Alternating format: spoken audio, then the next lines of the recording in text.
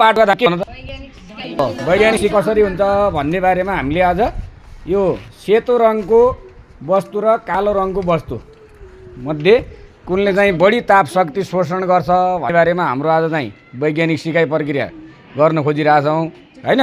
त्यसको लागि हामीले के ल्यायौँ त त्रिपट स्ट्यान्ड ल्यायौँ है, अनि स्ट्यान्ड पनि ल्याएका छौँ, अनि थर्मोमिटर जोडेका छौँ हैन। अनि थर्मोमिटरले के देखाउने भयो तापक्रम, कुन वस्तुले तापक्रम कति देखाउँछ भनेर त्यसले थर्मोमिटरले मापन गर्छ।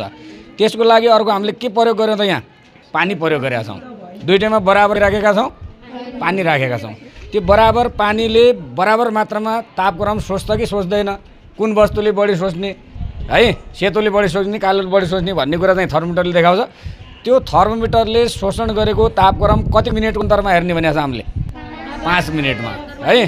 हो त्यसको लागि सुरुमा हामीले के गर्यौँ सुरुमै पानी त्यसमा बराबर पानी राख्यौँ।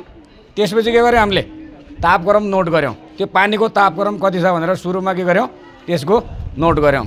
त्यो तापक्रम नोट गरिसकेपछि अब हामीले के गर्दैछौँ त्यो घाममा बराबर घाम पर्ने ठाउँमा हामीले राखेका छौँ।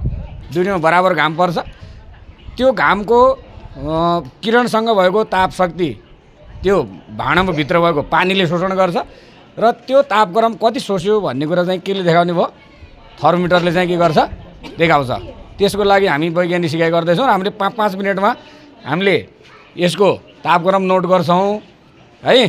तापक्रम नोट गरेपछि अन्तिममा हाम्रो निष्कर्ष निस्किन्छ कि कुन भाँडाको तापक्रम अलि छिटो बढेको देखिन्छ भन्ने कुरा चाहिँ हामीले हेर्छौँ र त्यो अनुसार चाहिँ हामीले निष्कर्ष निकाल्छौँ र के आउँदो रहेछ भन्ने कुरा चाहिँ हामीले त्यो डाटा सङ्कलन गरेपछि तथ्याङ्क सङ्कलन गरेपछि त्यसको बारेमा चाहिँ पछि हामीले चाहिँ थाहा पाउँछौँ है।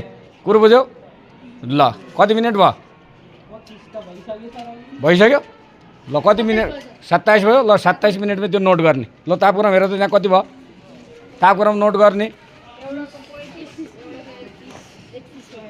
हो। त्यो जुन तालिका छ तालिकाको ठिक मुनि जसको त्यो डाइटमा यहीँ लेख्दाखेरि सेतो भनेपछि सेतोको वाला हेरेर त्यसको लेख्ने, कालोको चाहिँ कालोकोमा लेख्ने।